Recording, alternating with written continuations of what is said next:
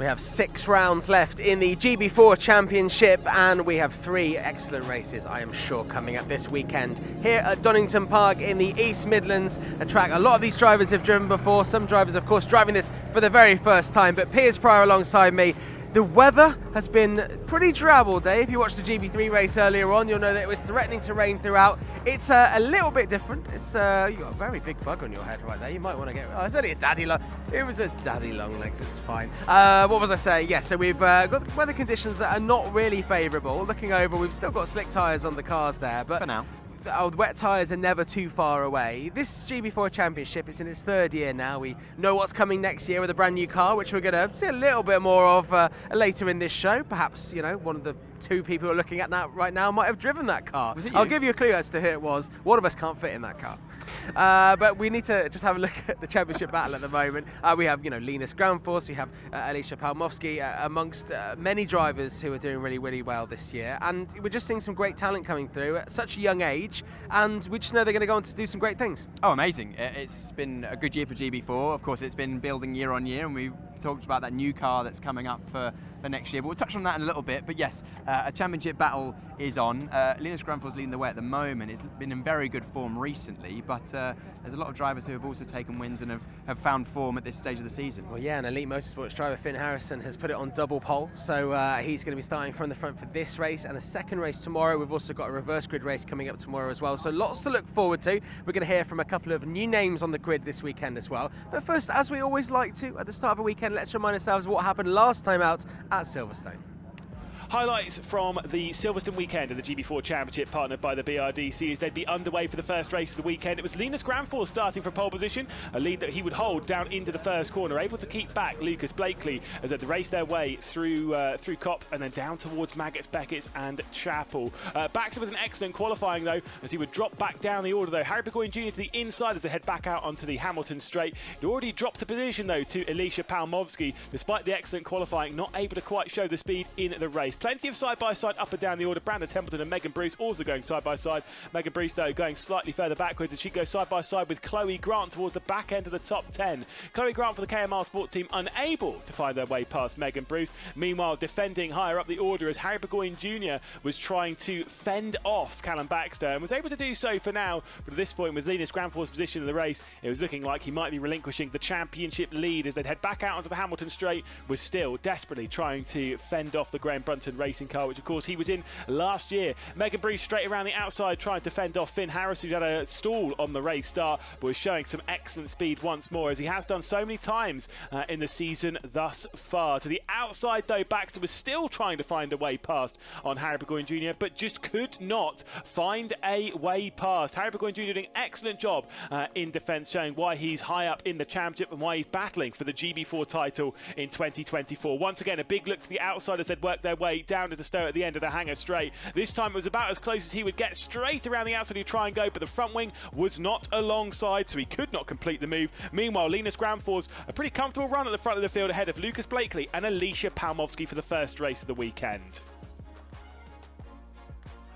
On to race 2 of the weekend though, and it was once again Linus Groundforce starting from pole position. Ava Dobson with a stall at the back of the grid as she'd struggle to get going, would rejoin at the rear of the field though. Much better start from Lucas Blakely this time, was able to find his way through and take over the race lead from Linus Groundforce. And in the background as well, plenty of side-by-side as Baxter was trying to fight off Templeton for 4th position. Templeton unable to find his way past. Linus Groundforce with a battle between themselves and of course Alicia Palmowski. Palmowski with the inside line coming down into Stowe, and it would of course be the move for Groundforce to work their way through. Still plenty more side-by-side between that grouping, including a little bit of contact which would send Alicia Palmowski off into the gravel, costing her a couple of positions and allowing Linus Groundforce to run away with 2nd position. Meanwhile, Brandon Templeton was working their way past, of course, Alicia Palmowski, who was struggling for a little bit of grip in the car after the front left side of the wing had come off, courtesy of taking a trip through that gravel trap. She was still desperately trying to hang on. Finn Harrison with some big moves as well down the inside of Callum Baxter to move his way up the order, moving up just outside the top 5, but just moving into the better points paying positions for 6th spot as they try and find their way through. Meanwhile, Baxter and Wilson would almost have a little bit of contact there, and of course Luffield you can make the move stick around the outside. A weird technical issue though for Wilson would mean that he would retire from the race, unfortunately, pulling over to the right-hand side on the exit of turn 1. Big defence and a big move coming around the outside with the Elite Motorsports cars going side by side. Alicia Palmowski and Finn Harrison struggling for grip still was Palmowski. She was dropping back down the order bit by bit, losing crucial points in the championship, trying to make it 3 wide going down into club, but decided better of it as they head back out onto the Hamilton straight. Would eventually find her opportunity to pass Brandon Templeton coming down into Stowe. Meanwhile, at the front of the field, it was another victory for Lucas Blakely, this time leading over the line. Linus Granfors and an excellent podium from Harry Burgoyne Jr. On to race 3 of the weekend. It was Ava Dobson starting this one from pole position. Of course, the reverse grid. Unfortunately, she would stall at the front of the field, was able to get back going and would rejoin the rear of the train. But it would pass over the race lead to Megan Bruce and Jack Taylor as they head their way through the first corner, meaning the favourite in the top group to take the victory was Finn Harrison in the yellow Elite Motorsports car. With an inside move on Brandon Templeton, he'd take over 3rd position heading into Maggots, Beckers and Chapel. And when Jack Taylor was slightly offline, he would pounce to try and get through into 2nd and would indeed do so. Meanwhile, Wilson was going straight over at Maggots, Beckers and Chapel, rejoining just ahead of Callum Baxter. The championship rivals were all battling towards the rear of the field as they were trying to work their way up. Meanwhile, Jack Taylor and Megan Bruce were going side by side for what was now 2nd position, courtesy of the move coming in from Finn Harrison up to the race lead and running away with it. Megan Bruce dropping down the order. Unfortunate contact between Baxter and Wilson would cause their retirement from the race. The safety car would come out, would come back into the pit lane, and once again Finn Harrison would absolutely take off from the grouping behind. Chloe Grant trying to get away past Megan Bruce. Meanwhile, Bruce was defending. This time it was from Harry Burgoyne Jr. who'd get squeezed out wide, and Alicia Palmowski would work her way through. That was for 7th position. And again, the switchers coming in thick and fast down the orders. They were all desperately trying to work their way up the order. Some big lockups though from Taylor up the order, as struggling to keep the car on the road heading down into Brooklands. Meanwhile, Megan Bruce. Some great races last time out at Silverstone. Good to see Lucas Blakely back at Silverstone. Back at Silverstone. He's back this weekend as well at Donington Park, and we know that Lucas is always very keen to get out on the track. You know, former sim racing world champion, has made sim racing into real racing happen, and you know it's a budget thing, and he's there, and every round he goes, oh, I'm not sure I can make it next time, and he's like looking at his online banking and almost crying. And we saw his dad talking about the electricity bill because of all his sim racing. He's back. I don't know how he's done it, but he's absolutely stoked to be here. At the moment, 31 points separates the top 3 drivers in the championship. Linus Granfors has a 15-point gap over Harry Burgoyne with Alicia Palmowski. Bringing up the rear, they're probably the 3 championship contenders, and we've seen some great moments from them this year. Finn Harrison is also elite along with Alicia, and he's starting on pole position for this race. And we also have another driver on the grid as well. We've actually got quite a lot of drivers on the grid across GB3 and GB4 Piers. Before we hear from one of those drivers, like when you are coming in to do like a one-off round as a driver, is it kind of like, you know, you can't lose, you just give it everything and go for it? Or, I mean, what's the thinking? I guess drivers come in having done different things, and that would reflect on where they're being and where they want to go. Yeah, a lot of drivers will come in towards the end of the season. Of course, we're at the penultimate round this round, and then of course one more coming towards the end of the season to maybe have a look and figure out what they want to do for next year, gel with a team they may have already signed with, get some experience, or might have just been an opportunity that's been presented to them. But it is, as you mentioned, it's pressure off kind of. You want to go in and try and make a good impression, but if you don't, of course it's not your championship, so it's a good opportunity to learn and build your skills and spread yourself in a different paddock. So we've got a few new drivers, including a 3rd Elite Motorsport car. Yeah, Nicholas Ellis, who is alongside Finn Harrison and Alicia Palmowski, is racing for the very first time this weekend, and I caught up with him earlier. Welcome to the championship. We're speaking straight after qualifying. It's the first time you've been around Donington in the wet in a GB4 car. How was it? Yeah, no, it was really good. I mean, first time in the wet, first time at Donington this weekend. It's been a great experience, and you know, I think we came away with P10 in qualifying. It's a good result for first time in the wet and tricky conditions, so I'm happy with that right now. So for people watching who have seen you for the first time, just give us a little bit of an explanation into your racing career so far. Well, it really started on the Isle of Man in 2021 when I got my first go-kart, and I went up to Derby quite a few times. And they were really good up there. It was a great experience.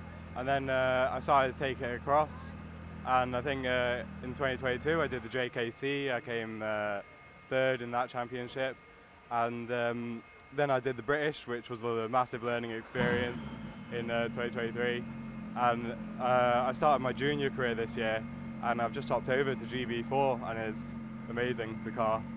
What was your first impression of the car? Because I know this isn't the first weekend that you've driven the car, you have done a couple of tests already. What was the first thing you noticed when you jumped into this new style of car for you? It was amazing, just to have slicks and a bit of aero, you know, a bit different from the Ginetta Junior over there. But honestly amazing, you know, first time driving a Formula car is just such an experience. Obviously this is the first time you'll be racing as well, and that's a whole new experience. Obviously you've got a bit of experience racing, but these cars, completely all new for you. What are you hoping to achieve this weekend? Because at the moment I believe you're just doing a one-off weekend. Yeah, at the moment it's a one-off weekend, and we'll see how that goes. Sorry, can you repeat the question? Just what are you hoping to achieve? Like what would be a good weekend for you? I think it just come away, you know, with the learning experience of driving a single-seater, you know. Improve my driver development, and of course I'm going to try to do the best I can, you know. I'm going to get as high as I can, and you know, it's all to play for in the reverse grid, so you know, podium maybe. It'll be fun to see. And finally, you know, who got you into motor racing? Who did you watch on TV, or maybe who did you go and watch racing that made you want to be a racing driver? That's a good question. It's not more I started like watching people, it's more like during COVID there wasn't much to do, so I played on my Xbox a lot, and you know, started playing Forza Horizon and all those kind of games, and eventually it led to, like, you know, I wanted a sim, and I was fortunate enough to be able to have one, and it kind of just evolved from there. I always wanted to try karting, we got into karting, and now I'm here, so. Well look, everyone has a different path into motor racing. It's great that you're here, and we look forward to seeing how you get on. Yeah, thank you. Well, there we go. Wishing the best of luck in this first race. Not the only new face we have on the grid in GB4 Championship this weekend. Alek Mizera will be driving for Idola Motorsport. He's Polish, was brought up in the United Kingdom, so speaks very good English, very good Polish, as you'll hear a little bit later into this chat, as I caught up with him yesterday. Alek, first of all, welcome to the GB4 Championship here at Donington. How's testing been so far? Testing's been great, to be honest. I've really enjoyed the track. Donington, great circuit. We've been there last week as well. Last week was my first time. So, I mean, no, it's been going good so far. Trying to get on pace with the top 10, who have obviously done the whole season. I've sort of just jumped in, like, sort of halfway through, and you know, sort of getting to grips with it. I've seen some of your lap times actually, and you know, you've been putting in lap times better than some of the drivers that have been driving all year. So you've really connected with this GB4 car. You are jumping in at the deep end because all the testing's done now, because the race is coming up, the first race, and it's not just the first race of the weekend, it's not the first race of you in this championship, it's kind of your first competitive race. Did you always imagine that you'd be just throwing yourself into something with nothing to lose, basically, is what I'm trying to say? I mean, it is a bit of a tall order, some would say that, but if we didn't think we could do well, we wouldn't be doing it in the first place. So, I mean, yeah, I didn't do any karting, like championships or anything, no Ginettas, no nothing. But great team, great people I work with, Idola, Arden, YDA, so I mean, grateful to them, and they've made it possible, really. And you've been working with the academy with Arden for a little while, and I know that you're close to one of the other drivers on the GB4 grid, and also with our inaugural champion Nick Taylor, who's been giving you some tips. Yeah, I get on really well with Nick and Leon, so spend a lot of time together in the trucks talking. Also, there's the driving part, but there's also the fun part, you know, just sort of relax a bit, don't want to be too tense, so you drive best when you're relaxed. I've always asked drivers this. Who is a hero that made you want to get into one of these cars? When you're getting into that car for the race, for the first time, who are you going to be thinking about? Well, there's so many, but I mean, I think Michael Schumacher's always been a big idol of mine, but also carrying the Polish flag, I think Robert Kubica. Also, there's a special place in my heart, I guess. I mean, that, I don't know, patriotism, I guess, comes out when I think of him. I think when he came into F1, a lot of people enjoyed what he was doing, and he was a good character, and great to see that he's doing well in endurance racing now. Obviously, you brought up now the Polish thing. You know, when we first speak to you, you don't sound Polish, but you have the Polish flag. I mean, you are fully Polish. Were you brought up in the UK? What's the story? So I was born in Poland, actually, in a place called Częstochowa. Some people might know it. Came here sort of age of 3, and actually picked up English like in nursery, and lived here ever since. I go back there as often as I can. My whole family's from there, so. And I know you speak Polish fluently, and we do this with Timek Kaharczyk in the GB3 Championship. Is my pronunciation good of Kaharczyk? Okay, not too bad. What would you like to say to the Polish fans watching for the first time? Because there'll be people I know that know you, but there'll also be people watching that, you know, they're looking out for you to see what you can do in this first race.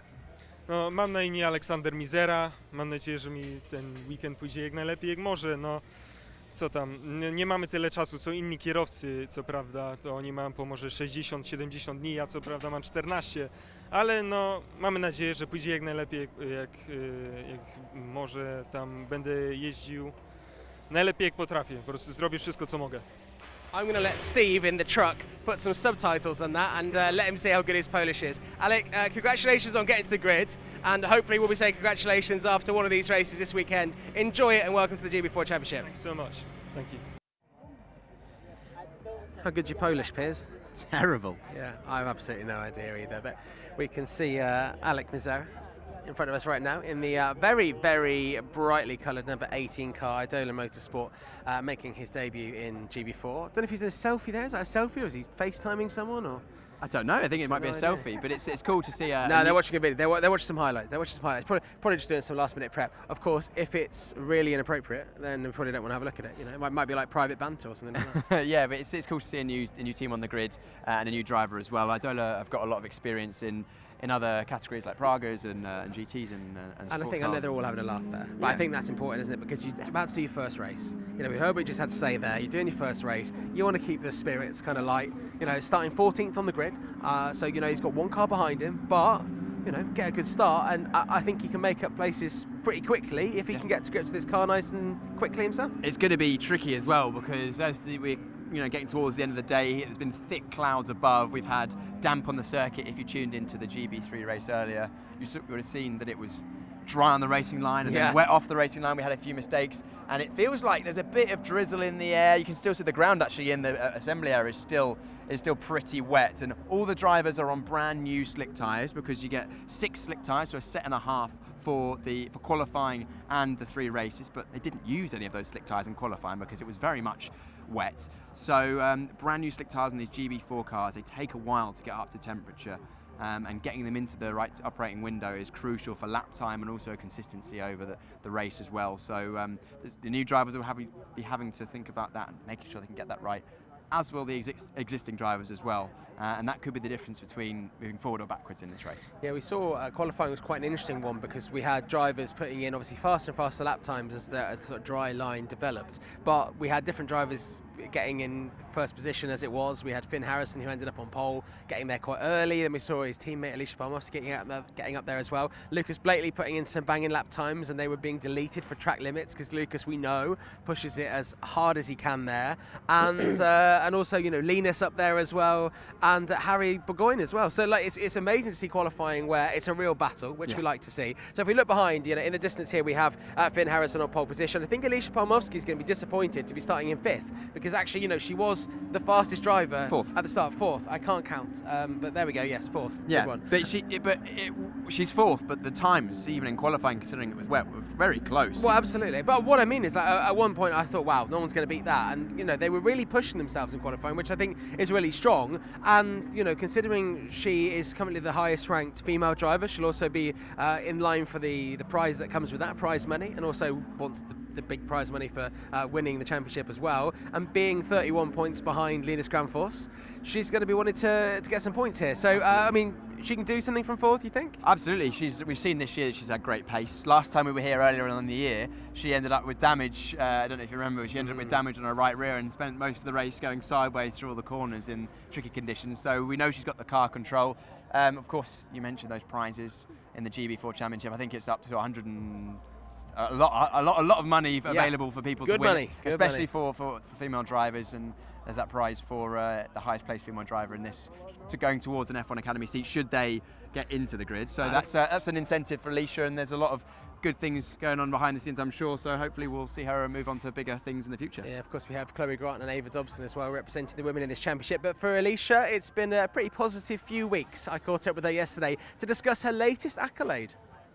Alicia, good to see you again. We're here at Donington Park. We've got 6 rounds left in the GB4 Championship. You're 31 points off the lead. It's a good position to be in. Absolutely, yeah. I think it's been a great year so far. My first year in single-seaters, so it's been a huge learning curve for me. But I'm picking up things all the time, improving and progressing all the time.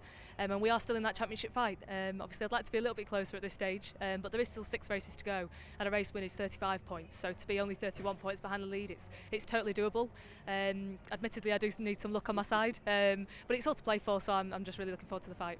Where does Donington Park rank in your list of favourite tracks? Oh, good question. It's got to be the top 3, I reckon. I'm a huge Snetterton fan, which I'm sure you're not surprised after my great weekend that we had there. But no, I love Donington. I really love the GP layout as well. I know a lot of people are fans of the National, but I really love the GP circuit.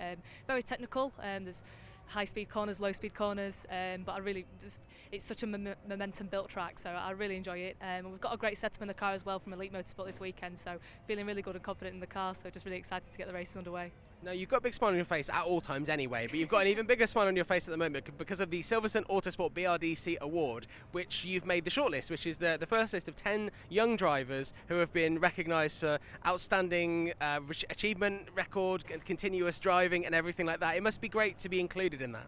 Absolutely, it was a huge shock for me, to be honest, because I've followed the award for years. It's such a prestigious award, and the calibre of drivers is just so high who are nominated for it. So to be shortlisted into the top 10 at this early stage really in my career was just absolutely amazing. I was so shocked when I got the email to say, and I was also invited to Joseph Loke's Silverstone F1 test, and obviously he was the prize winner last year, and I was invited along to spectate on his F1 test day. So that was awesome to see the overall eventual prize for the award.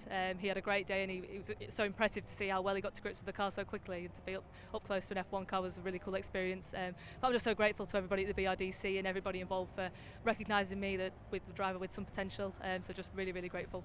It's definitely a great accolade, and some of the other drivers here in GB4, GB3 paddock also recognised as well, who we'll be talking to on the broadcast over this weekend.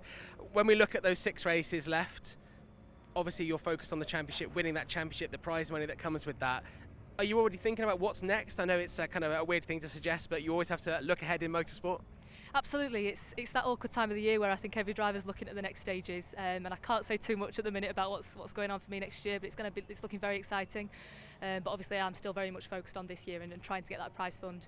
It's looking positive for me to be the top female and get that prize that MSV and GB4 have brought in this year, which is absolutely incredible and a great opportunity for me. But also 100% I'm going for the win, so really just focused on that, and that obviously will help us next year in whatever I enter. So really looking forward to it and just going to give it my all. And we've talked about this before, so we're not going to go into too much detail, but we have seen on this broadcast a lot about the new GB4 car. Would you be slightly gutted if you never actually got to drive it?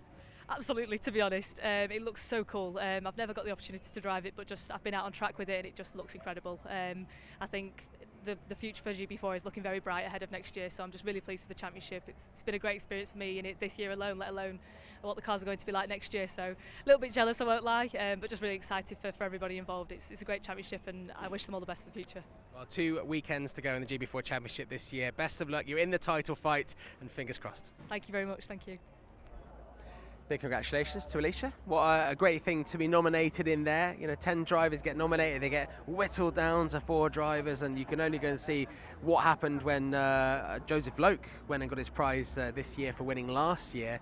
You can check out, him driving the Aston Martin Formula 1 car. Amazing prize, and very good for all the drivers. Quite a lot of drivers in GB3 also nominated as well. So we'll catch up with some of those over on GB3 tomorrow. Some of the other drivers, I didn't mention Megan Bruce, sorry. There is another female driver on the grid, my apologies.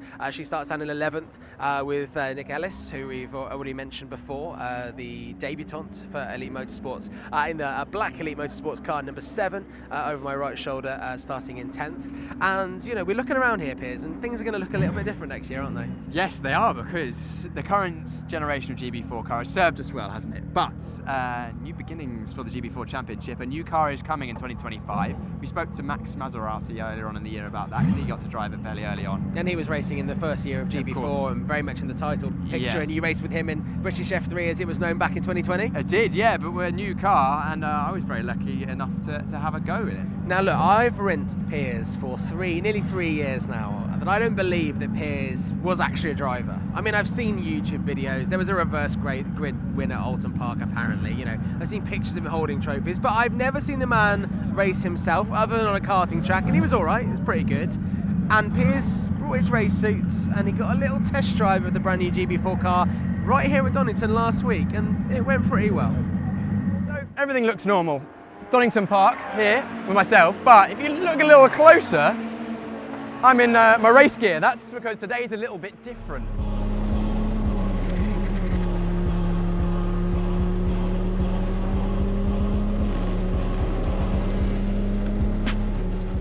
I've dusted off the race gear because today I'm a very lucky boy. I'm going to get to drive the new 2025 GB4 car, the Tatus MSV GB4 025, and let's take a look at it. I'm very excited to have a go in this machine. It's got some very new parts, and of course you can see instantly the halo above the driver, increasing the safety for the GB4 Championship in 2025 and beyond.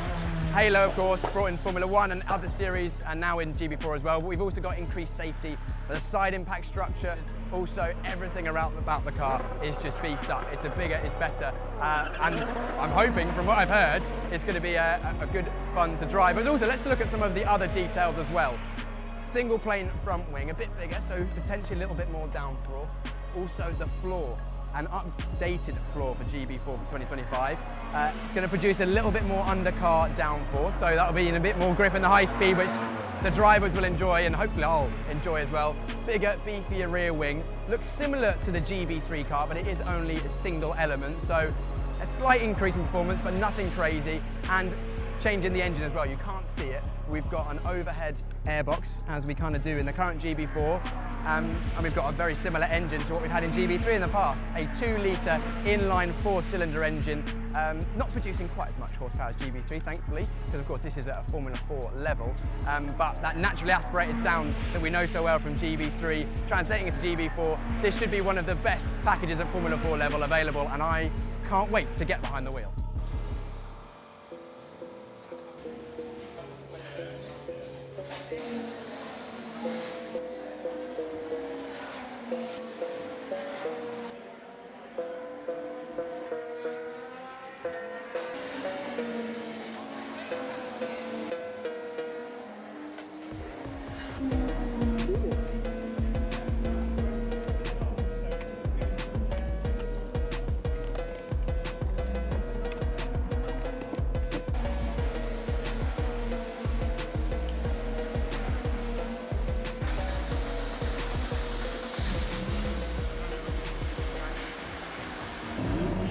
First gear, waiting for the final last go. Try not to stall first time.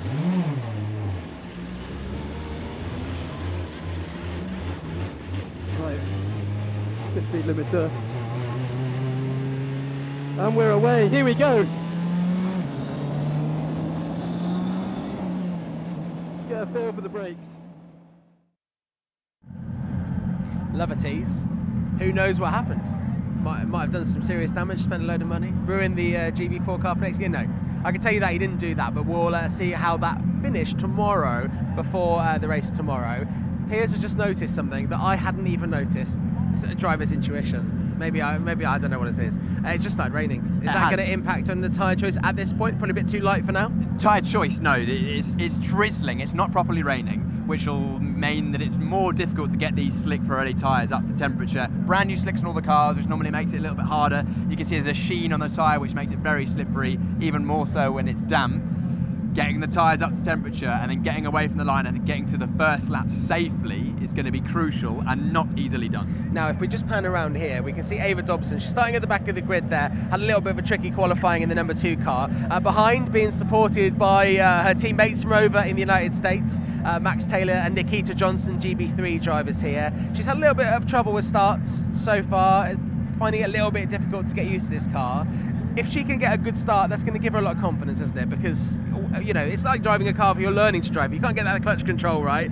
It's like, you know, banging your head against a brick wall. But once you get it there, you're like, I can drive. It's perfect. We're all good. 100%. That's exactly it. A lot of these drivers, including Ava, aren't old enough to drive a car on the road, and yet they're racing around these epic machines with a lot of pace and a lot of skill. But getting that clutch control is crucial, but it's also really difficult. The clutches in these cars are so much harder to control than your everyday road car, because it's a racing clutch designed to withstand the racing forces. The engines are designed to run at racing speed, so that, you know, the flywheels are smaller, so it's so easy to either over rev the engine, give yourself wheel spin, or dump the clutch and stall it completely. And we saw, unfortunately, a couple of stalls at Silverstone for Ava, but I know that the team have been on it. I know they've been telling her what to Nikita and do. Max have been giving her some tips and really getting behind her, which I think is really nice. Good team spirit. Also, we've got to shout out Leon Wilson starting second. Brilliant. On the front row. Yeah, he's been really, really strong this season, especially in wet conditions for the Arden team.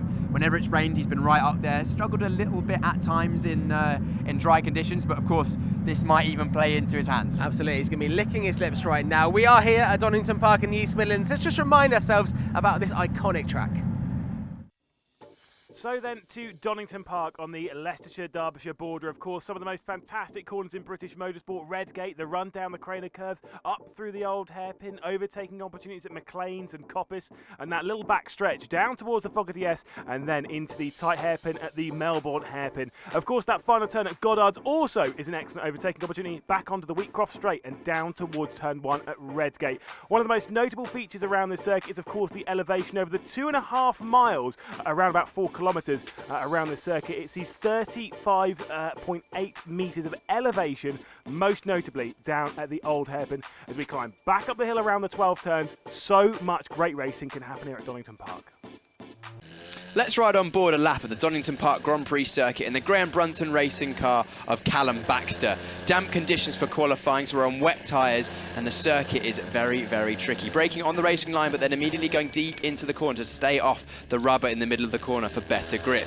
Watch out for traction on the exit. Those red and white curves can be slippy. Now, in these GB4 cars, we are still completely flat out down the Craner curves, even in these damp, tricky conditions. Old hairpin braking down 2 gears, one more than we would in dry conditions, just off the racing line through the apex to stay off that rubber once again.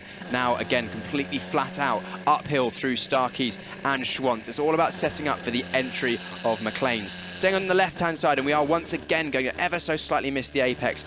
The car rotating nicely through the middle of the corner there, and again watch out for traction on the red and white curbs. Completely blind for Coppice, staying off the racing line, and a lovely drift through the middle of the corner there from Callum. Great car control is needed in these conditions, and Callum giving us an example of exactly that. Now move over to the right hand side on the back straight as we head towards the Fogarty S. It's very, very tricky in these conditions. A lot of rubber on the racing line, which makes the braking slippery. All the curb on the left, some of the curb on the right. Car will move around through the bumps on the exit, and we're into the final sector. 2 hairpins remain. The Melbourne hairpin up first. Again, braking off the racing line for best grip. Going deep into the first part of the corner to square up the corner and give us a nice straight exit for best traction. Watch out for the curb on the exit. It can give you wheel spin as it's not got as much grip as the tarmac. Over to the right hand side, blind entry, going a little bit deeper once again than we would in the dry conditions, getting it turned in the middle of the corner, and then good power on the exit. And that is a lap in damp conditions of the Donington Park Grand Prix circuit with Callum Baxter.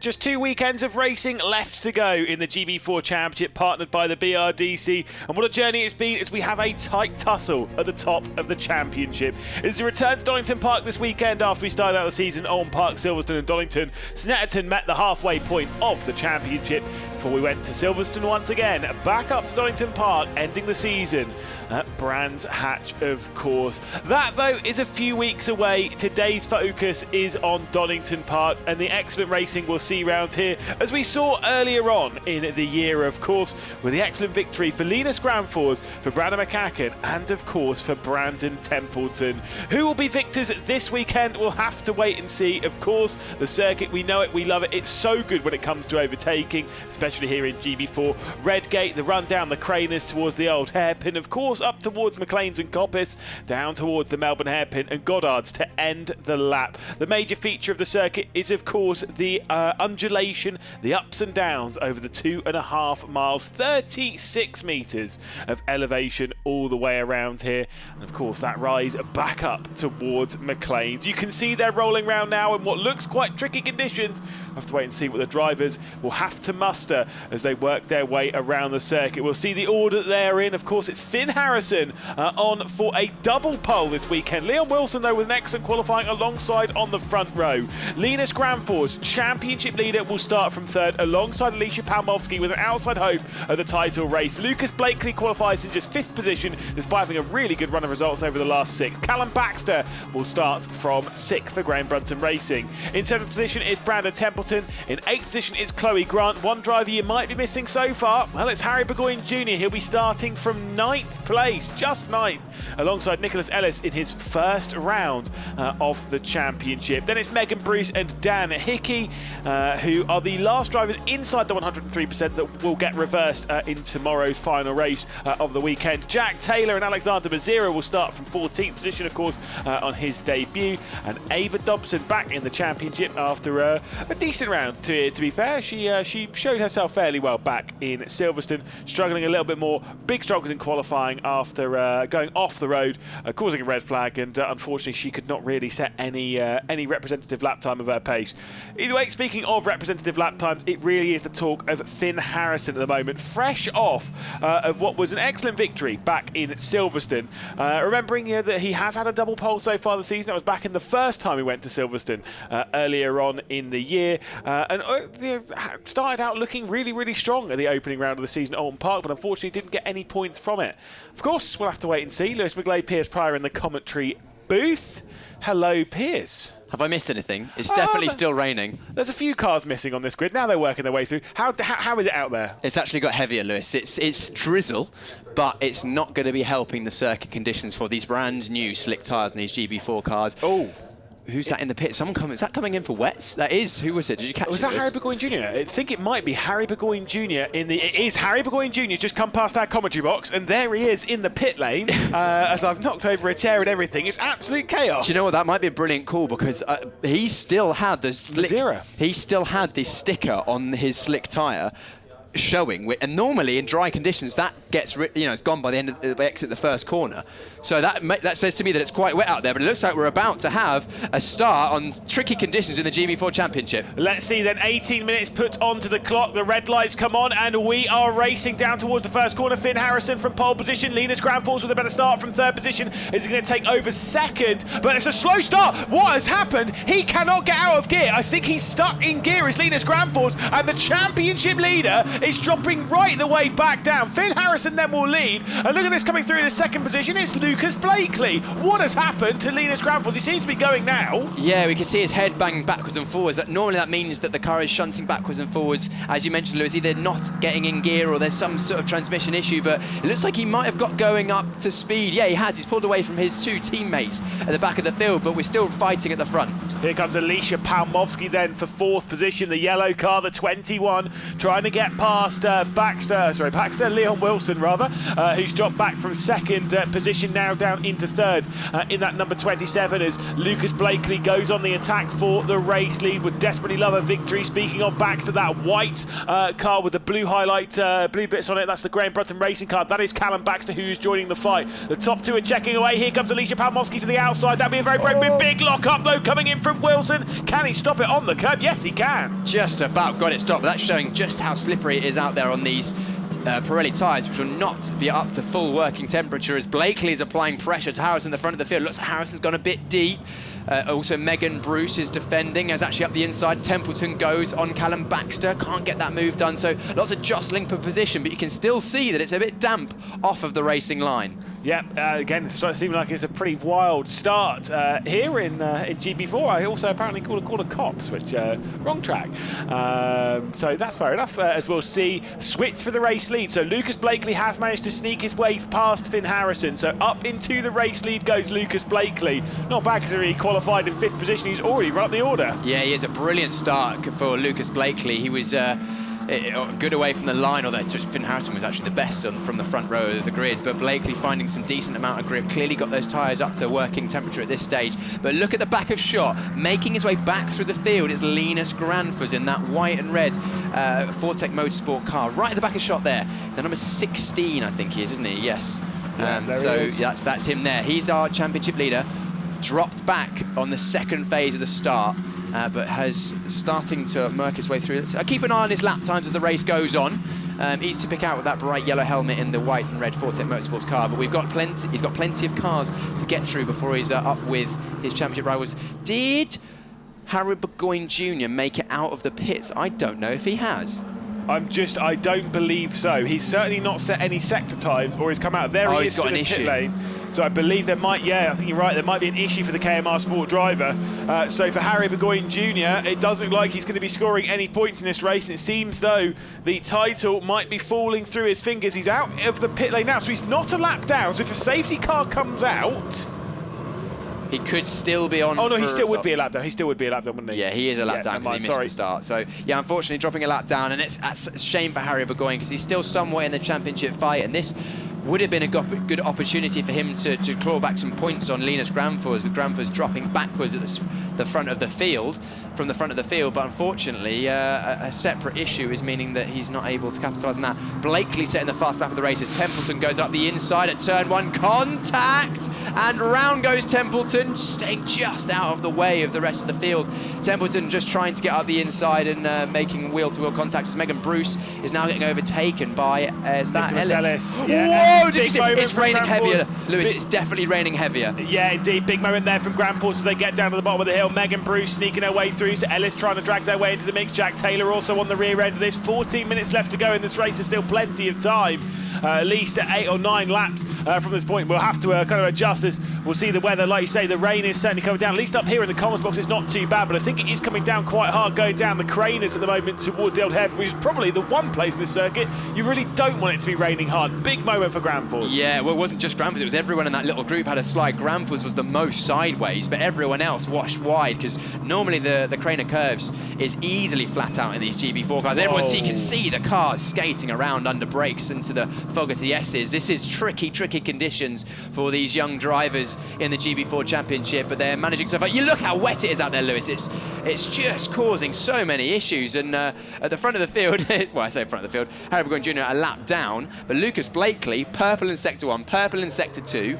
He's about to come over the line in Sector 3. Actually, looks like he might have lost a little bit of time in the final sector. Let's keep an eye on that. Yeah, he has actually lost a good half a second to Finn Harris in that final sector, but overall, still fastest man on the circuit is our race leader. But he is the one who is voyaging out into the unknown. He has no cars ahead, directly ahead. Oh, as you see the under braking, these cars are squirming around, which shows just how treacherous it is out there. Yeah, obviously Megan Bruce was trying to get over to what was our right-hand side of the shot, the left-hand side of the driver. You're trying to use a little bit of the pit exit just to roll it out onto the circuit to give you a little bit more run through Redgate. But obviously you go over a little bit of a painted surface in doing so, and it can cause a little bit of problems. That's what we saw with Megan Bruce there, but obviously Chloe Grant was having her issues on the brakes. It does seem as though slowing down. I mean, how Ellis got the car stopped going through the Fogarty S on the previous lap, I don't really know. How wide goes Ellis himself? Yeah, wide to the exit there, easily done. He can't do that too many times, otherwise he'll draw the attention of the race director and stewards, and may be seeing a penalty. It applies to all the drivers, not just our new drivers in the championship. Ellis being a debutant in the championship this weekend, but still pushing on through the chicane. The great shots of the Fogarty S's here, and there is our championship leader who's trying to limit the damage that is caused by that poor start. Maybe we'll catch up with him after the race and find out what happened, but he's still got a good 11 minutes plus with the remaining lap on the final lap to go to find out how, or to try and make up as many positions as he can to limit that points deficit. Yeah, I mean, obviously at the moment it's more about limiting the damage right now for Granfus. Thankfully, at the moment, main championship rival for him, obviously Harry Burgoyne Jr., who is second in the championship, is way down the order and probably isn't scoring anything major in this race anyway, which means it comes down to Alicia Palmowski, who here at the moment is being held at the moment by Liam Wilson and is remaining in 4th position. The yellow car there, that is Alicia Palmowski, the driver who currently finds herself in 3rd in the championship, 31 points behind Granfors. So at the moment we'll be closing it down just a little bit, but with Alicia Palmowski in 4th and Granfors being in 6th, it's not that big of a turnaround in points. No, not massive at this stage, but you know, Palmowski needs to, if she can and wants a chance at the championship, to keep the points deficit to Granfors below 35. Really, I think is a realistic shot, because 35 is the points you get for a race win in either race 1 or race 2 of a race weekend here in the GB4 Championship. And if you can keep it within that amount, then it would just take Granfors for a DNF and then Palmowski to get a race win to overturn that and to change the championship around. And you know, if you start falling more than a race win behind your championship rivals, it becomes very difficult, as we can see movement up and down the field. That is Ellis getting well stuck in with the rest of the grid. That's the number 9 of Megan Bruce in the white and red Fox Motorsport car, the number 7 black car of Ellis, and also getting involved is the 50 of Taylor as well, and Dan Hickey in the other Fortec Motorsport 17 is also trying to make moves as he goes on the curb, locks up the outside wheel. He's going to go straight on at the last corner. Again, just showing quite how wet it is when you just get off the dry line that the drivers are driving on.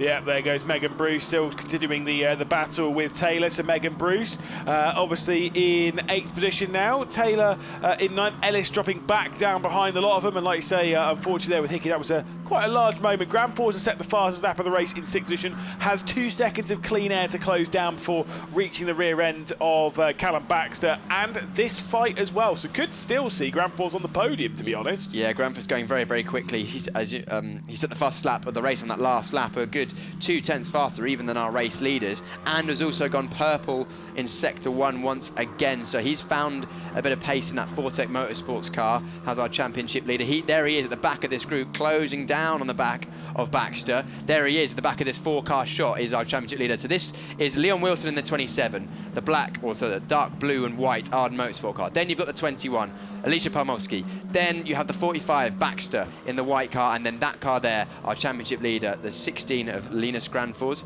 This is going to be a good little fight, I think. It's coming together nicely. Halfway through the race, I believe we should be able to get 6 more laps from this point. It kind of depends on what pace they end up running, just courtesy of the conditions, because these conditions, you can see the lap times fluctuate by quite a large margin, lap on lap, because it can slow down an awful lot, especially if the rain comes down. We can see them really grind to a halt. The cloud coverage at the moment around the circuit doesn't really tell me as if it's going to absolutely pour it down anytime soon. It just feels it's going to be this fine mist that just kind of sprinkles around the circuit. There's Granfors straight on the scene, straight down the inside at Redgate, trying to make the move on Baxter. That came out of absolutely nowhere. Yeah, that was a lunge. It was almost like Templeton tried on Baxter a few laps ago, but of course we saw Templeton, unfortunately, make wheel-to-wheel contact with Baxter and end up coming off worse. So Baxter clearly giving just enough space, but not enough for the drivers behind to overtake into Redgate. So good driving for Baxter, but also good driving for Granfors for avoiding any potential issues. I've always said, when it comes to a big dive bomb, right, I've always said this, whether it's sim racing or in motorsport, whatever. I know a lot of people have a big problem with big dive bombs and stuff, because it can be a bit dangerous. It's risky. I always say, as long as you get it stopped on the apex, I'm fine with it. That's why I love Daniel Ricciardo back in like 2015, 2016 and stuff, because he would absolutely launch one down the inside, would still bring it up on the apex, and then would just get on with it. Yeah, it's part of the skill of learning to be a racing driver, really, is how to overtake. And sometimes if you brake later and brake in a straight line down to the apex, that can be an effective way of making a move, as long as you don't end up sliding wide and causing the car on your outside to have to take an evasive manoeuvre. So Granfors applying the pressure on the back of Baxter. Potentially we're going to be seeing a repeat of the last lap, but maybe a bit later braking from Granfors, because he's going to need to get through on Baxter quickly if he wants to get up to the back of Palmowski and extend that championship lead. Yeah, absolutely none of the my corner rubbish where you just dive it down the inside and then just chuck them off the circuit. See that a lot in Formula 1 at the moment. But that's fine. Here we go with a big look down the inside. Let's see if Granfors is able to do it this time.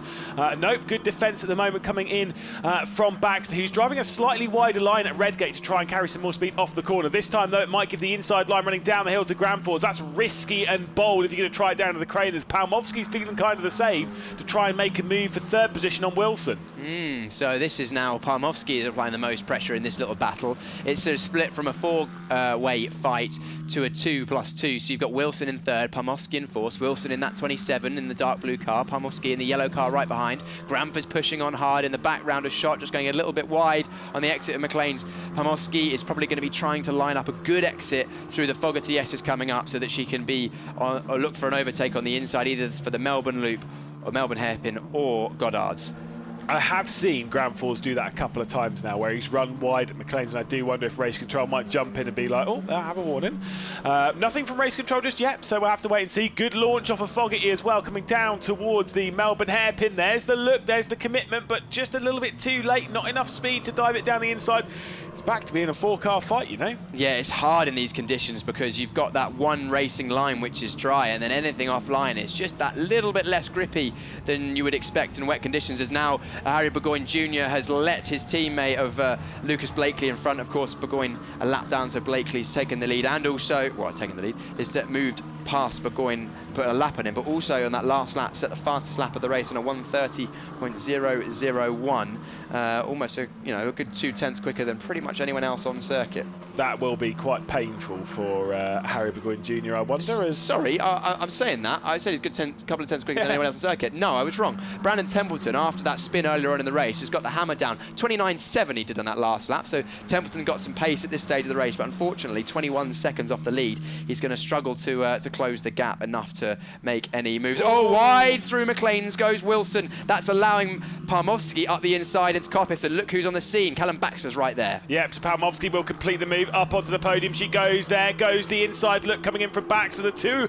being Baxter and Wilson. The white car there on the left-hand side of your shot, and like you say, the dark blue, almost a black of the 27. Those two had contact back in Silverstone, and look at Linus Granfors. 1, 2, yeah, don't worry about it, lads. I've gone from 6th to 4th in one straight down into the Fogarty S. That was very impressive, and so brave from Granfors to have kept his foot in, to have gone, absolutely, I'm just coming through here, and now is staring at extending his championship lead even further. Yeah, at the moment he's only losing a couple of points to Palmowski, but if he can get past in the next 4 minutes plus whatever the remaining last lap is, then he could potentially extend his championship lead, which would be surprising considering how bad his start was, going from near the front to near the back. But good drive so far, decisive move into the Fogarty S. He positioned his car perfectly. He read the situation, figured out what the cars in front were going to do. They both went right, and Granfors went, you know what? Oh no, Wilson pushing a bit too hard, wide across the gravel. Good car control, but unfortunately that's going to lose him another position. So from 3rd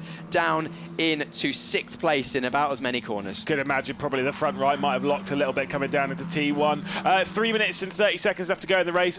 Based on the lap times they're running, they're getting quicker and quicker. We will have 3 laps left, or 2.5 from where we are, laps left of the opening race here of the weekend for GB4. Let's take a look at the replay. So here it was, they're on the outside, just a bit wide into McLean's went Wilson. He just missed his braking point and maybe got a bit of a slide. That allowed Palmowski up the inside of Coppice. Then it was Baxter who got alongside on the exit, but that, because they were both fighting each other, that allowed Granfors to get a good exit, drove around the outside of Baxter and then put himself on the inside of Wilson going into the Fogarty S's. Brilliant move there from Wilson. Oh, Megan Bruce has gone wide. That's probably the exit of Coppice, I would imagine. Easily done.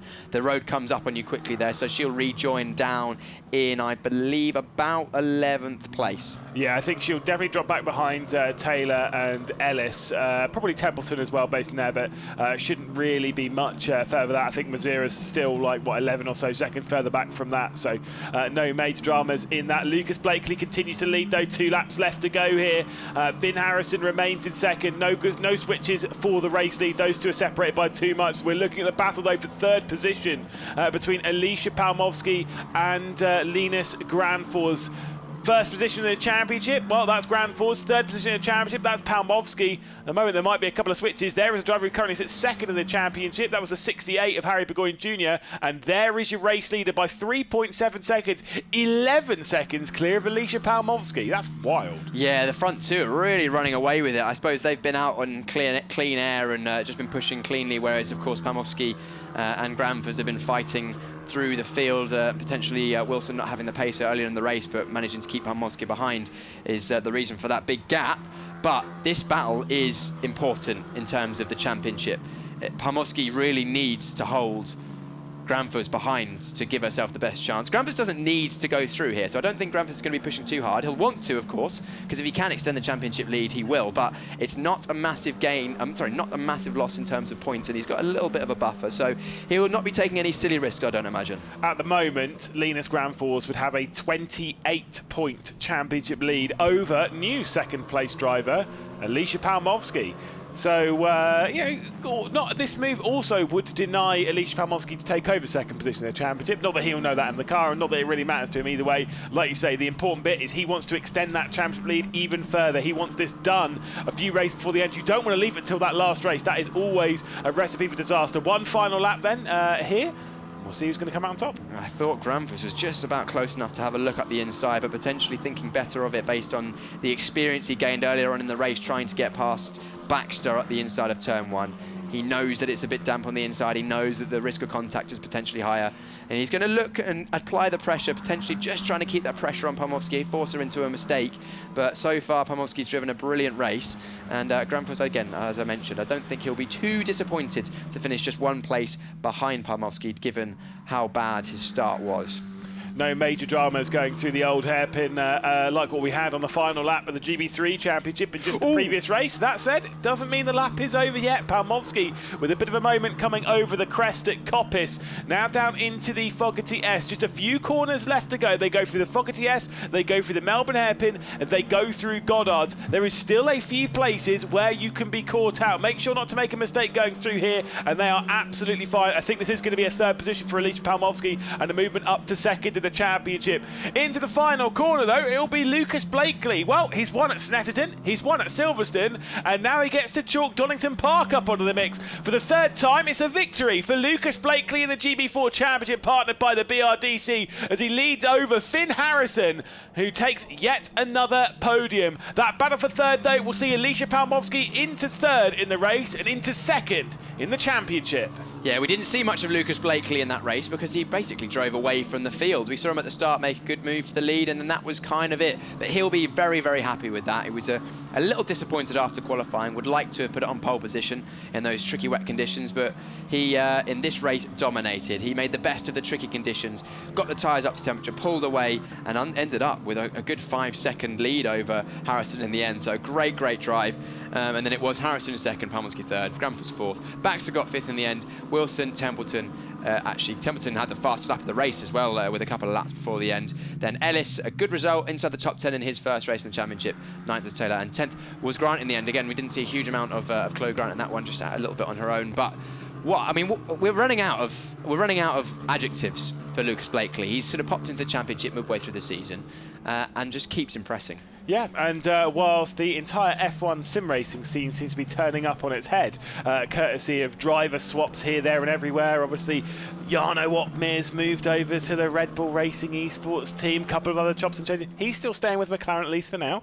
And with it, he's still staying with the GB4 Championship and showing exactly what he's all about. I mean, since he did those couple of rounds last year as well, and we saw some great spawn, we saw that podium in the final. I don't think he's going to be quite as teary anymore. He's like, nah, I'm used to winning, let's chill.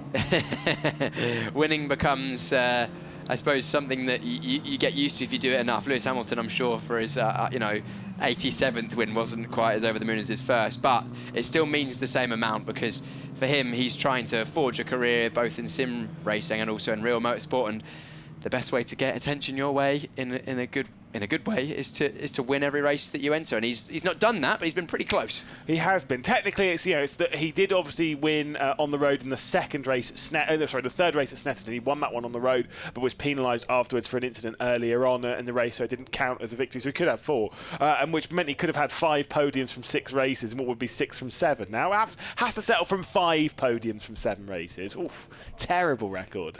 No, brilliant driving. Let's have a word as well for Harry Burgoyne. He'll be very disappointed with that one. Potentially not an issue of his own doing, but going a lap down, that's hurt his championship challenge. But look at Lucas Blakely. You can still see, I don't know, you said no tears, but never say never with Lucas Blakely. No, we'd love to see the emotion.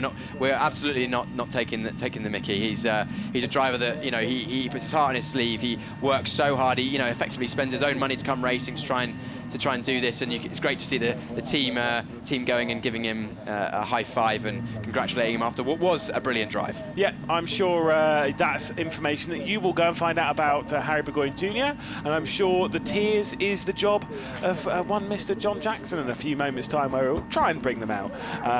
But again, another fantastic victory for Lucas Blakely, and in what has been really tricky conditions. I'm sure there was probably a couple of close moments throughout that race where he might have nearly lobbed it down the road, just courtesy of how hard he was pushing, but also how difficult the conditions were. Obviously, it was excellent to see Tom Mills straight over to congratulate, straight over to Alicia Palmowski, who, of course, realistically, Lucas Blakely is not battling for in the championship. He was 161 points off the Championship League coming into this race, and wow, yeah. There's not really enough points on the table for him to go after the title, but there's enough points on the table for him to move his way up the championship and show exactly what he can do. To be fair, he won't be that far away from moving up to 4th in the championship, realistically, if he keeps this pace up over the weekend. You can see all the engineers in the background plugging into the car ready to gather the data. We'll head down, though, to Jon Jackson to catch up with our top 3, and of course it'll be Lucas Blakely again after a 3rd victory. I don't know if you could make out Lucas Blakely's glasses when he first got out of the car there, but they were steamed up big time. He's obviously been having a little moment in there. I mean, they're still a bit steamed up now as he celebrates, getting hugs all round. He's got a lot of people here to see him this weekend, I have to say. And we'll just give him his little moment here, celebrating before I jump in. He's lost his contractually obliged hat. Lucas, that's a win at West Nasserton, a win at Silverstone, now a win at Donington. 3 wins in the GB4 Championship. How do you feel about that? I think my brother's happier than me. Is that your brother? I was going to say, he's quite a character, isn't he? Oh, I'm out of breath. Yeah, just first of all, again, as always, a huge thanks to KMR Sport for giving me the tools to do the job. You know, I let them down a little bit in qualifying. It was a tricky session, was definitely on the back foot with it being wet and having not been here earlier in the year when it did. But with the first lap, I couldn't have dreamed it. It was so tricky. We could barely get the tyres to work on the formation lap. You know, they were brand new slicks, so to pull it off and to manage it and just really feel in control. And you know, I know how much it would mean for, you know, the team, myself, and having my family again here. Oh, what a turnaround of emotions. I don't know, I'm just so happy. You did very well there. You're starting 5th again tomorrow. Can you repeat it? I mean, tomorrow's a new day. It wasn't meant to rain today. This is the British weather. So, I have no idea what tomorrow holds, but I'm so happy to get away. I mean, this is, I don't have any more magic tricks to pull, you know. This is as far as it goes, as far as, you know, thank you. This is as far as it goes when it comes to, you know, self-funding myself. I've backed myself, I've had the self-belief, I've done everything I can, I put it on the line. So, you know, I was worried after qualifying that I wouldn't be able to end it on a win. So, huge relief, huge relief. We talked yesterday about the piggy bank being looking very bare, but I think when you win another race and win it so well, it's all worth it. Lucas, congratulations. We'll let you go celebrate with your family and make sure your brother's all right. Worth every penny, thank you. Lucas Blakely, a race winner with KMR Sports. Here we go, let's go and speak to Finn Harrison. Hey Finn, a good result for you, obviously starting on pole position, a little bit tough to have lost the position there, but very tricky conditions out there to deal with. Yeah, I mean, it was my mistake. I think I hit the paint maybe on the brakes and locked up the rear left, and it set me wide. It's a shame. Definitely had it in me, and it's a mistake that I'll learn from. But when you get that double pole position, it means you start pole again tomorrow. Hopefully this rain passes overnight, you get a bit more dry track, and then you can have another crack at it. And, you know, I would hope you'd feel confident. Yeah, I mean, we know we're all right in the dry. We need to figure out a few things, but we know we'll get there. With the wet, we proved in qualifying really well. So, I'm more saying I'd rather have wet than dry, but it is what it is. Okay, well, look, tomorrow is another day. So, congratulations, PT. Thank you. There we go, Finn Harrison with Elite Motorsport. And Finn's teammate, Alicia Palmowski, is currently signing a hat for a young fan here. And I'm not going to get in the way and ruin it. You signed your actual name there. You weren't signing someone else's name, were you? Say again, I didn't listen. You signed your actual name there. Yes, I did, yeah. I'd always get tempted to sign someone else's name. Now, that result for you, great podium again. I think it's your 7th podium of the season so far, but also, you know, finishing ahead of everyone you're fighting for the championship with. Absolutely, it was a very tricky race. Obviously, conditions didn't help at all. It was so hard to overtake because there was one dry line, and as soon as you ventured off that dry line, just so wet. So I'd stuck behind Leon for ages. I knew I had a lot more pace, but just overtaking him was going to be high risk. So obviously I knew I was ahead of our championship rivals, and I need these points. So as much as I am taking it race by race, of course it's in the back of my head, the championship. So it took me a while, but I was considered, and in the end managed to get the podium and bring it home safely. So job well done. A bit of good luck there with Harry having a problem, and also Linus suffering at the start there. And obviously that's something you don't want to see. You want to fight out fairly, but you'll take any bit of luck when you're fighting for a championship. Absolutely, in motorsport there's a huge element of luck always involved, and we've had our fair share of bad luck as well this year. But yeah, I'm not sure what happened for Linus at the start, and obviously I'm not sure at all what happened to Harry. But Linus did very well because he was in my mirrors at the end of the race, so I don't know where he dropped to, but he had a good comeback. But no, yeah, it's great championship points, and now full focus on tomorrow, trying to get another good result. Great recovery from him, great race from you. It's starting to rain a bit heavier, so let's go and get a trophy. Alicia, well done. Thank you very much. There we go, Alicia Palmowski finishing 3rd for Elite Motorsport, so 2 on the podium for Elite Motorsport, and Lucas Blakely wins his 3rd race in GB4. Lewis McGlade will talk you through the podium presentation. Certainly will, and again, what a great podium, what a great drive from Lucas Blakely. Well, I mean, to be fair, he sounded a little bit disappointed, did Finn Harrison, and you kind of understand after taking a victory in the previous round, after grabbing a double pole position, you would assume there's one thing he's aiming for, and that is the top step of the podium. Alas, has to come up a position short. We'll get to do it again tomorrow morning, though. Of course, they'll be racing there actually before GB3 rather, tomorrow morning. It goes GB4, then GB3, then GB3, then GB4 tomorrow. So plenty of racing for our drivers, but a long break for the GB4 drivers tomorrow. But at the moment, again, the big focus is on that of Alicia Palmowski, who will jump onto the 3rd step of the podium after that race-long battle with Linus Gramforce and an excellent drive. Into 2nd position, it'll be Finn Harrison for a 3rd podium in GB4. Oh, goodness me, they're tripping over as well. And of course, onto the top step is Lucas Blakely, making it 5 podiums from 7 races. Absolutely incredible from Lucas Blakely. His lowest finish at the moment is 5th, and that was only courtesy of a penalty back in Snetterton. He's finished 1st, 3rd, 5th, 2nd, 1st and 4th before adding another victory. Richard Randall there to hand out the trophies, first off to Palmowski, then to Harrison, and then of course to Lucas Blakely, who of course did get his first ever podium in GB4 last year around here in the last race of the season. Now gets to add another one, but slightly better and slightly larger and with a slightly bigger number on it, that one being 1st. I would quite like that. If you're getting a trophy, 2nd and 3rd, not so great. 1st is what they're all aiming for, and see how much he can move his way up in the championship as well. We'll take a look though at highlights from the race. Highlights from round 16 of the GB4 Championship, partnered by the BRDC. It was a good launch from Finn Harrison down towards the 1st corner, but it was a bad launch, unfortunately, for Linus Gramforce, who gets stuck in gear, dropping back down the order, struggling in his Fortec car. The championship leader dropping basically to the rear of the field before he was able to get back going again. Lucas Blakely was moving his way up into 3rd position after getting past Alicia Palmowski. With a good drive off of the 1st corner, he was up into 2nd, staring at the back of Finn Harrison, trying to march his way back up. Linus Gramforce got the issues sorted on his Fortec car and was able to resettle himself in the race. Meanwhile, Brandon Templeton was looking down the inside, a little bit of contact and a big spin for him, dropping right the way down, unfortunately, down the order. Big moment there and a big slide for Linus Gramforce as he clipped the curb coming down the Craner curves and was able to catch the car whilst also gaining the position, moving up towards the top 5. Big lock up for Dan Hickey. He was unable to get the car stopped, not able to get the car turned as he'd go straight on at the final corner. Meanwhile, Alicia Palmowski was trying to battle for 3rd position with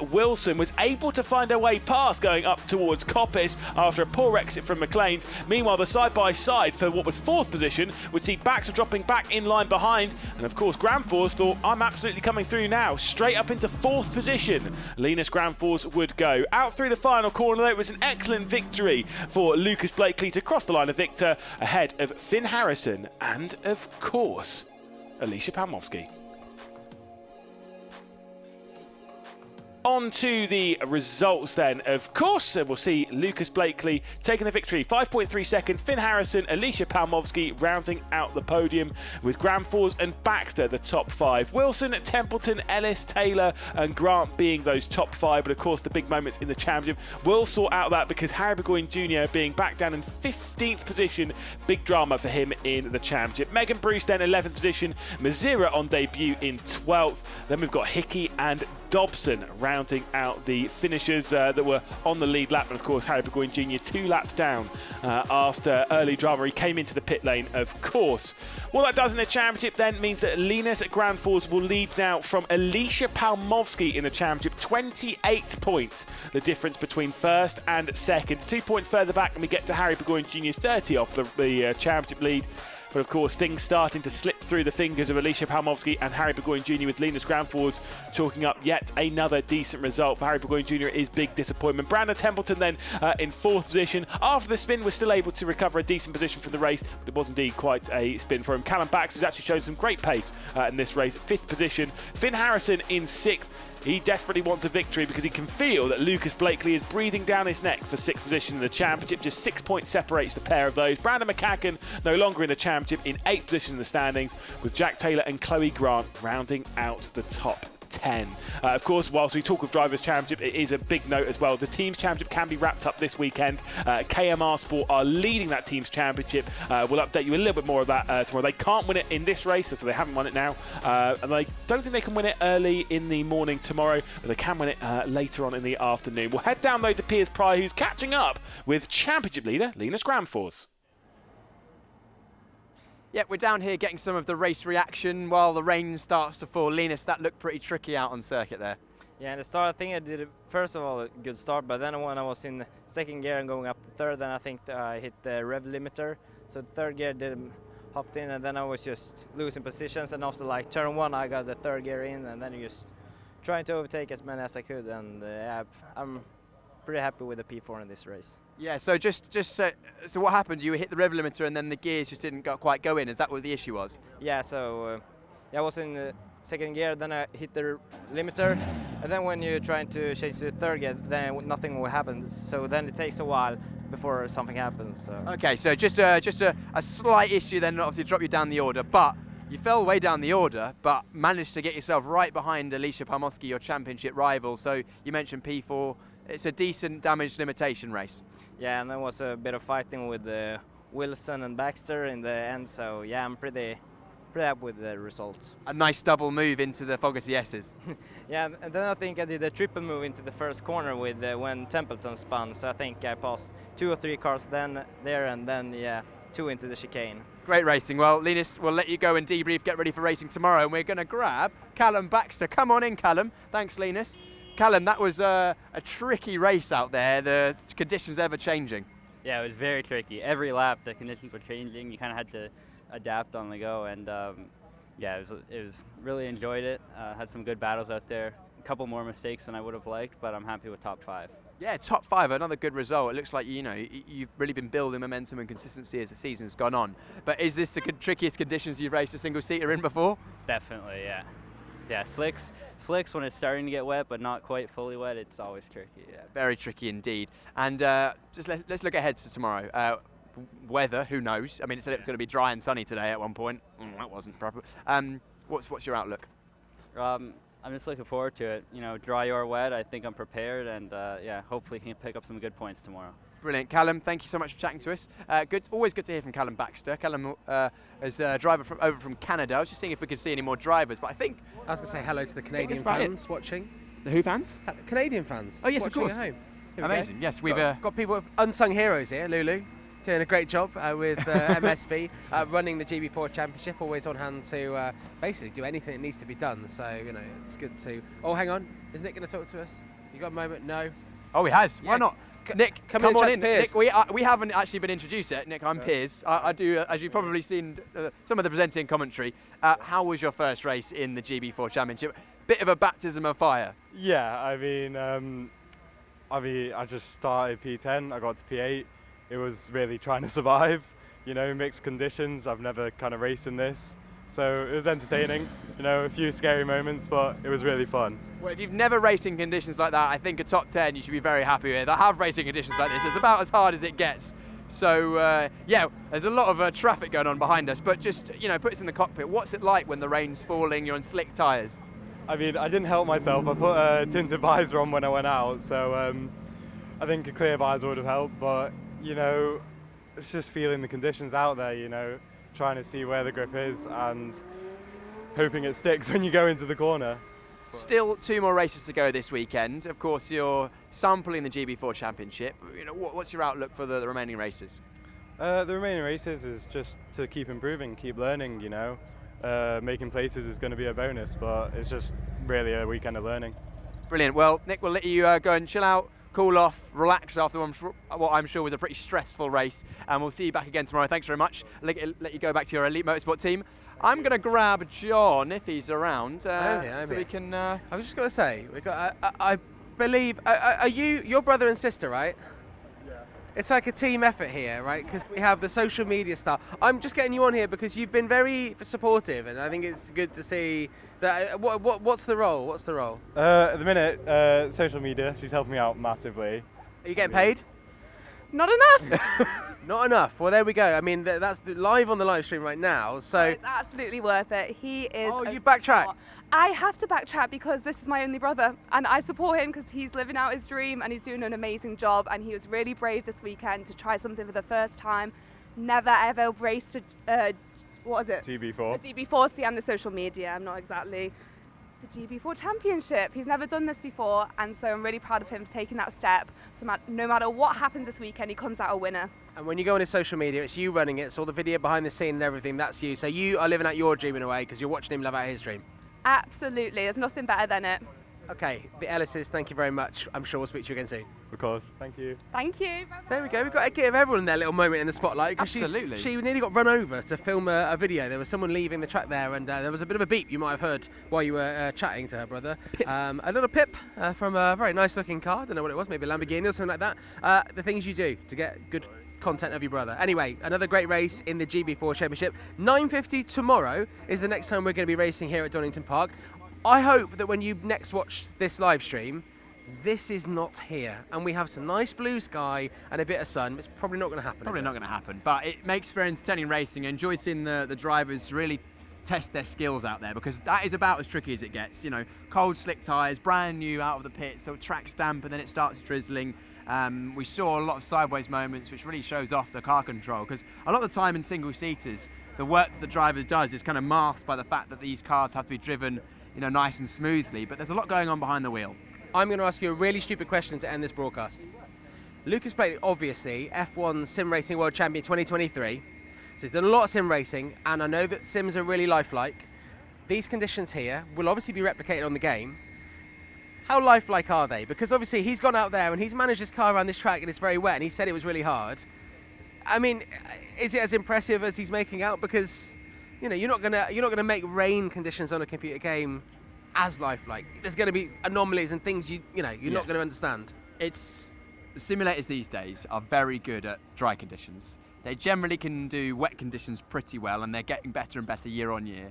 But it's these intermediate conditions where it's so hard to simulate. Replicate. Replicate, because the track is such an evolving thing. As the cars drive around, they dry different areas.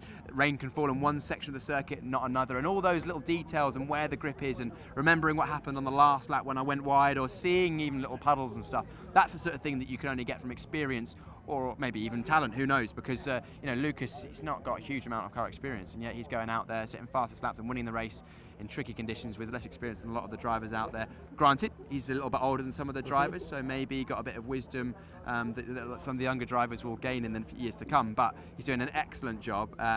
Great to have him back in the championship for this weekend, and who knows where he'll end up, but he's doing a great job for now. Yeah, well, I just spoke to him now while you were chatting to some of the other drivers there, and his parents surprised him by getting up at 4:30 this morning and driving all the way down here to watch him race. And the guy that jumps on him and nearly knocked him flying was his brother, who seems like a big character, and I think maybe we'll get him on the show tomorrow. Also, his someone involved with his Discord, which I believe is some kind of chat-based thing that you do when you do sim racing. Such a boomer. Mate, it's way over my head. Victoria, she came down as well, drove like a couple of hours. There's a lot of people supporting Lucas Blakely, and he's repaid them with a race win. Can he replicate it tomorrow? Can he go 5th to 1st again tomorrow? We'll find out in the morning. 9:50 is the first time we will broadcast here with the GB3 and the GB4 Championship. And tomorrow on the GB4 broadcast, we're also going to find out what happened, to be continued, when Piers drove the new GB4 car, which you'll see in 2025. Thanks for watching. You can rewatch anything you've missed on the GB3 or the GB4 websites, social media as well. Make sure you keep up to date with any changes to race times and see all the behind the scenes pictures and everything like that. So we'll see you tomorrow morning at 9:50